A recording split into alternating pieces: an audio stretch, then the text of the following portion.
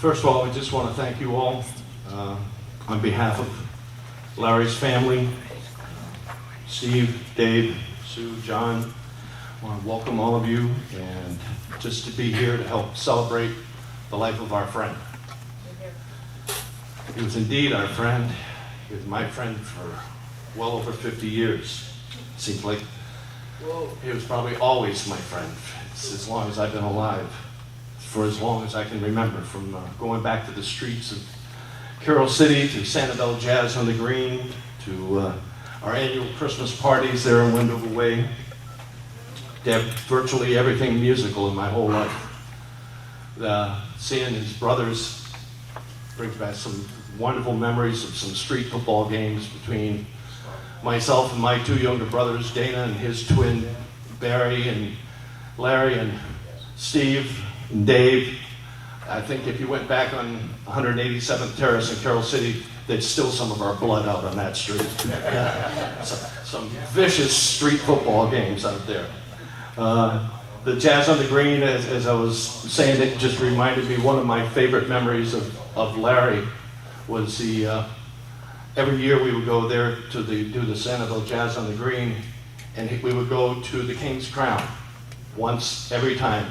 And he had got a deal with the maitre d', and he owned his own menu. And over the years, he's just checking his way off right down the menu. That's the kind of, and those of you who know him with his 3x5 cards, he was working his way down the menu. Like most people that you know for this long, we certainly knew where each of our buttons were. You know, he could get under my skin as much as I could get under his. But I know I'm a whole lot better person for having known Larry. I'm pretty sure we all kind of feel the same way, and I know for sure that this music community of South Florida is a better place because of this man. Some people that couldn't be here today had asked me to say something, and a couple that are here, and I'd like to share some of those. Some of them you may know already, but Eric White, who is a dear friend in some of those pictures, produced some recordings with Britney Spears and Whitney Houston, all, and good friends and golfing buddies and baseball junkies. He was, very sad to learn Larry's passing, and had mentioned that his most treasured score was one that, being both he and Larry were Detroit Tigers fans, Larry had scored the 1984 Detroit Tiger World Series, and you can see how meticulous he was, and that to this day is on Eric's wall next to all the gold and platinum albums. That's how much he treasured that score. That was his favorite Larry Warrilow score. Oh yeah. Marilyn Miller, who's been, a godsend and was so close with Larry, a good friend and so helpful since his passing. Her line on the obituary, I thought was, I asked her if I could read it, and said, "Larry changed the way I listened to music, taught me how to score a baseball game, and how to define friendship."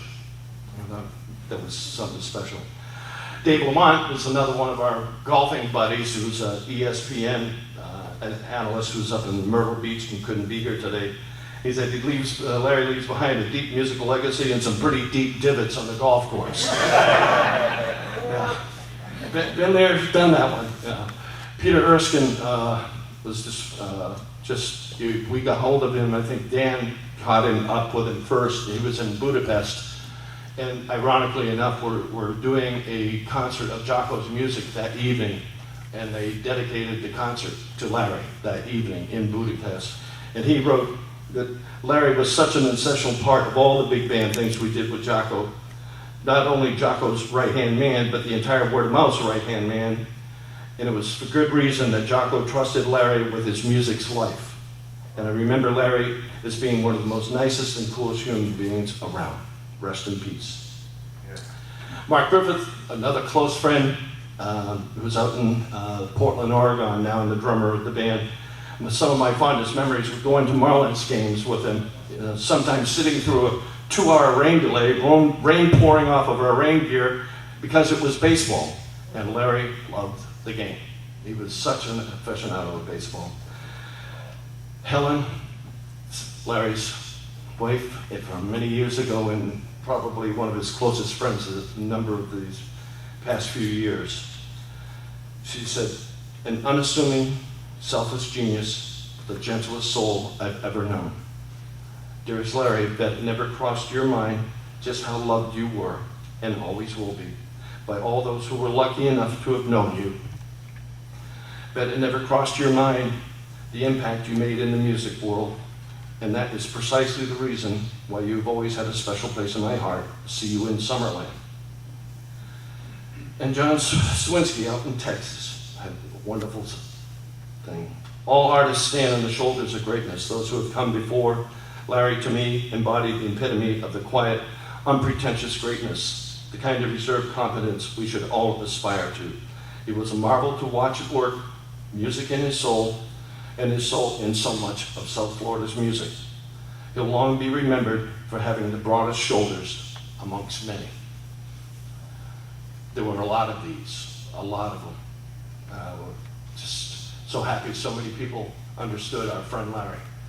From responses we've had from his obituary, having made everything from the New York Times, Bass Player magazine, you name it, across the globe, people took note.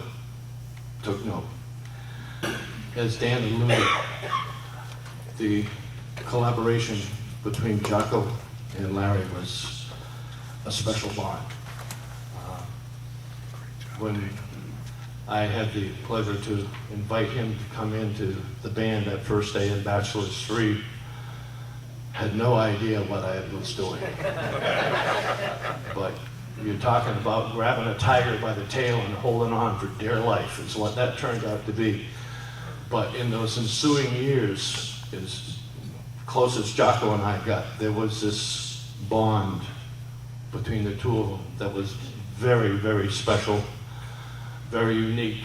And during the time that we put together the Jaco Pastorius Big Band things, and how many times I was asked how to describe it, and the best symbolism I could always come up with was he was to Jaco what Billy Strayhorn was to Duke Ellington. It was very hard to tell where one began and the other one ended. It was such a special time.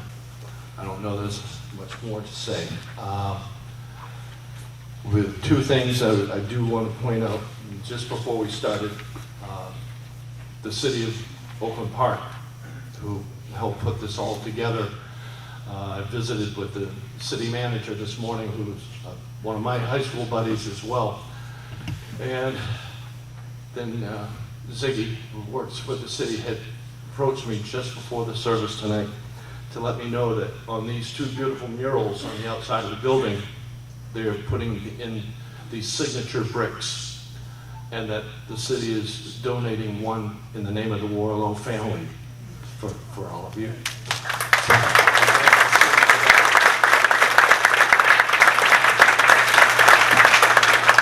And now it's time to go have a cognac, a Courvoisier VSOP in Larry's honor. We're going right down the street, about 6 blocks, to on the left-hand side, Tequila Sunrise. If you want to join us, you're on your own, but I know that's what I'm going to tip one in his honor. And that's it. We thank you so much on behalf of the family. Thank you for being here and sharing all of this today.